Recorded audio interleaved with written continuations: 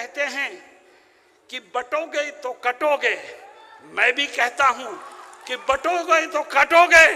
ہندوؤں، مسلمانوں، سکھوں، عیسائیوں سب ایک ہو جاؤ۔ جب اس ملک میں رہنے والے سب ایک ہو جائیں گے تو فرقہ پرستوں کا منہ کالا ہوگا اور یہ ملک امن و امان کا گہوارہ بنے گا۔ بسم اللہ الرحمن الرحیم۔ الحمد للہ رب العالمین والصلاة والسلام على سیدنا محمد وعلى آلہ وصحبہ اجمعین۔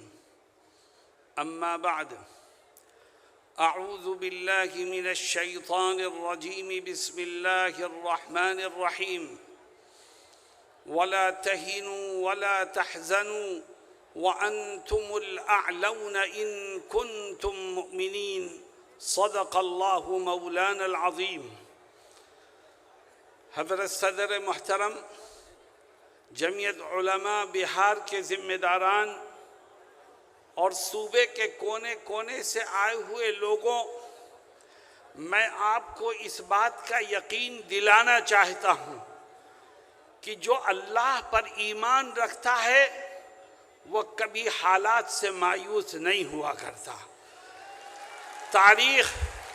تاریخ اس بات کی گواہ ہے کہ اسلام اور مسلمانوں کو مٹانے والی طاقتیں مٹتی گئیں اور اسلام آج بھی زندہ ہے، اور جب تک چاند سورج رہے گا اسلام باقی رہے گا۔ میرے دوستوں اور ساتھیوں، حالات یقیناً پریشان کن ہیں، مگر آپ کا کام حالات سے گھبرانا نہیں ہے، آپ کا کام حالات کے رخ کو موڑ دینے کا ہے۔ میرے دوستوں، مجھے یاد آیا کہ آج سے 70-80 سال پہلے کی بات، حضرت شیخ الہند مولانا محمود حسن دیوبندی رحمہ اللہ جب اپنے ساتھیوں کے ساتھ مالٹا سے چھوٹ کر ہندوستان آئے تو حضرت نے اپنے شاگردوں کو، مریدین کو، متوسلین کو جمع کیا اور یہ فرمایا کہ ابھی تک ہم آزادی کی جنگ تنہا مسلمانوں کو ساتھ لے کر کے لڑتے رہے اور انگریز لڑاؤ اور حکومت کرو کی پالیسی پر عمل کرتا رہا۔ اب ہمیں اپنے ساتھ ہندوؤں کو بھی لینا ہے، مسلمانوں کو بھی لینا ہے، سکھوں کو بھی لینا ہے، عیسائیوں کو بھی لینا ہے، اور جب سارے ہندوستانی مذہب سے اوپر اٹھ کر انگریزوں کے خلاف کمر بستہ ہو کر میدان میں آئیں گے تو اس طاقت کو یہاں سے اپنا بوریا بستر گول کرنے پر مجبور ہونا پڑے گا۔ دنیا نے دیکھا کہ وہ حکومت کہ جس کے اقتدار میں سورج نہیں غروب ہوا کرتا تھا، جب ہندو مسلم اتحاد کے ساتھ اس کے خلاف قدم بڑھانے لگے اور آگے بڑھ کے اس کا مقابلہ کرنے لگے، ہندوستانیوں نے قومی حیثیت سے، مذہب سے اوپر اٹھ کر جب انگریزوں کا مقابلہ کیا تو انگریز جیسی طاقت کو بھی یہاں سے جانے پر مجبور ہونا پڑا۔ میں نے گزشتہ دنوں کچھ سیاسی پارٹیوں کے فرقہ پرست لیڈروں کی زبان سے ایک نعرہ سنا ہے، میں اس نعرے کو صحیح سمت دینا چاہتا ہوں۔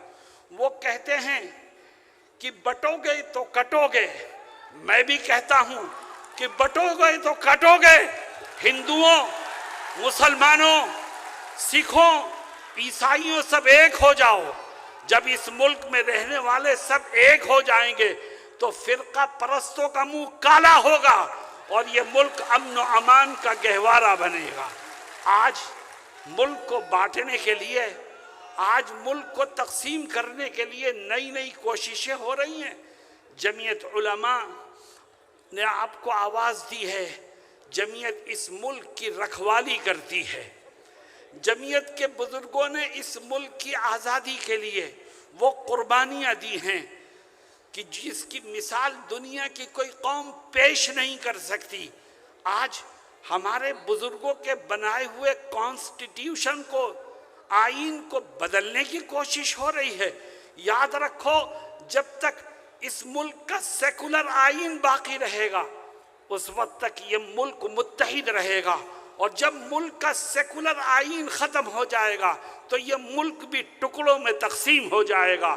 اور آؤ ہم طے کریں کہ ہم اپنے بزرگوں کے بنائے ہوئے سیکولر آئین کو تبدیل کرنے کی کسی کوشش کو کامیاب نہیں ہونے دیں گے۔ میرے دوستوں اور ساتھیوں، قومی یکجہتی کا پیغام جمعیت علماء ہمیشہ دیتی ہے، اور وہ یہ کہتی ہے کہ مسلمانوں، اسلامی اخلاق اور کردار کے ذریعے سے غیروں کو اپنانے کی کوشش کرو۔ جس دین و دھرم کو ہم ماننے والے ہیں اس میں ایک دوسرے کا احترام کرنا، ایک دوسرے کو معاف کرنا، ایک دوسرے کے ساتھ حسن سلوک کرنا، اس کی بڑی اہمیت ہے۔ اس لیے ہمیں اس ملک کو ہمیشہ جوڑنے کی کوشش کرنی چاہیے۔ وہ طاقتیں جو نبی کریم صلی اللہ علیہ وسلم کی شان میں گستاخیاں کر کے مسلمانوں کا دل دکھانے کی کوشش کرتی ہیں، ہم ان طاقتوں کو یہ بتانا چاہتے ہیں کہ ہم اپنی ہر چیز قربان کر سکتے ہیں مگر اپنے نبی کی ناموس کا سودا نہیں کر سکتے۔ میرے دوستوں اور ساتھیوں، جہاں تک ہو سکے گا ہم نبی کریم علیہ السلام کی عزت و ناموس کی حفاظت کرتے ہیں اور انشاءاللہ آخری دم تک کرتے رہیں گے۔ میرے دوستوں اور ساتھیوں، ابھی آپ نے ایک تجویز سنی اوقاف سے متعلق۔ میں نے دلی میں بھی کہا، آپ سے بھی کہتا ہوں کہ اوقاف یہ کس کا سرمایہ ہے؟ یہ ہمارے بزرگوں کا سرمایہ ہے۔ یہ اوقاف ہمارے بزرگوں کی دین ہے۔ کسی نے زمین وقف کی ہے مسجد کے لیے، کسی نے زمین وقف کی ہے مدرسے کے لیے، کسی نے زمین وقف کی ہے قبرستان کے لیے، کسی نے زمین وقف کی ہے غریبوں اور بیواؤں کی مدد کے لیے۔ یہ ہمارے بزرگوں کا سرمایہ ہے۔ آؤ ہم اعلان کریں کہ ہم اپنے اس بزرگوں کے سرمایہ کو خود استعمال کریں گے، کسی کو اس میں دخل دینے کی اجازت نہیں دیں گے۔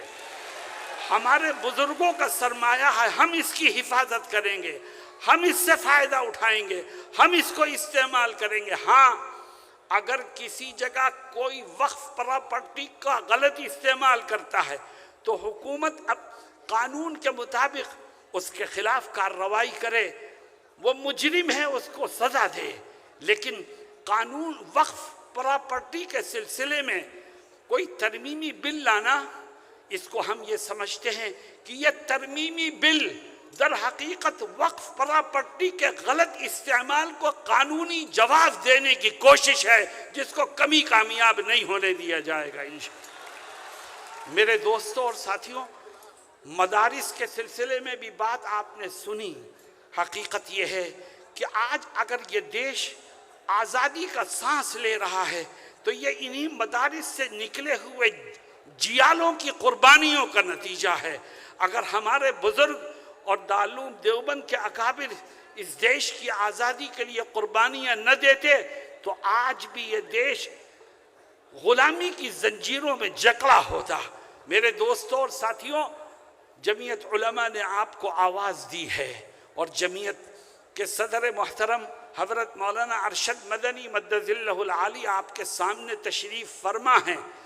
آپ اگر حضرت کی آواز میں آواز ملائیں گے اور جمعیت کے ساتھ کھڑے ہونے کے لیے تیار رہیں گے تو انشاءاللہ جمعیت کی آواز میں قوت پیدا ہوگی، اور جب جمعیت کی آواز میں قوت پیدا ہوگی تو دشمن راہ فرار اختیار کرنے پر مجبور ہوگا۔ ہم یہ سمجھتے ہیں کہ انشاءاللہ جمعیت نے ماضی میں بھی قوم کی، ملک کی، اسلام کی، مسلمانوں کی خدمت کی ہے، آج بھی کر رہی ہے، اور جمعیت اپنا فریضہ انشاءاللہ مستقبل میں بھی ادا کرتی رہے گی۔ بس آپ اس بات کے لیے تیار ہو جاؤ کہ جمعیت جب بھی آپ کو آواز دے گی آپ قدم سے قدم ملا کر کے اس کے ساتھ کھڑے ہونے کو تیار ہو جائیں گے۔ میں نے شروع میں ایک آیت پڑھی تھی، اللہ رب العزت اس آیت میں کیا فرماتا ہے؟ کہتا ہے وَلَا تَهِنُوا وَلَا تَحْزَنُوا وَأَنْتُمُ الْأَعْلَوْنَ إِن كُنتُم مُؤْمِنِينَ۔ اللہ کہتا ہے حالات سے پریشان مت ہو، گھبراؤ مت، غم اور دکھ میں مبتلا مت ہو، تمہارا رب تم سے وعدہ کرتا ہے، زمین و آسمان کا مالک وعدہ کرتا ہے، کہتا ہے میں سر بلندی تمہیں کو عطا کروں گا، کامیابی تمہارے ہی قدموں کو چومے گی، دشمن تمہارے سامنے جھکنے پر مجبور ہو جائے گا، بس تم ایک کام کر لو۔ اے اللہ وہ کام کیا ہے؟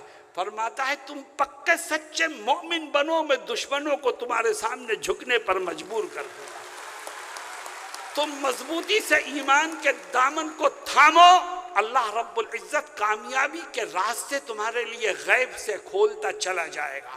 جمعیت علماء یہ علماء کرام کی جماعت ہے، اور یاد رکھیے علماء جب کوئی بات کہیں آپ سے تو اس میں مذہب کی، قرآن کی اور حدیث کی تشریحات موجود ہوا کرتی ہیں، جس کو نظر انداز نہیں کیا جا سکتا۔ آج آپ جوش سے آئے ہیں، پوری قوت کے ساتھ آواز کو بلند کرنے کے لیے آئے ہیں، جمعیت کا یہ پیغام لے کر کے جائیں کہ انشاءاللہ کامیابی آپ ہی کو ملے گی، بس آپ ایمانی تقاضوں پر عمل کرتے ہوئے ہمیشہ اس بات کے لیے تیار رہیں کہ مولانا ارشد مدنی جب آواز دیں گے آپ ان کے قدم سے قدم ملانے کو تیار ہو جائیں گے۔ اللہ رب العزت ہم سب کو صحیح انداز سے سوچنے اور صحیح رخ پر کام کرنے کی توفیق عطا فرمائے۔ وآخر دعوانا ان الحمد للہ رب العالمین۔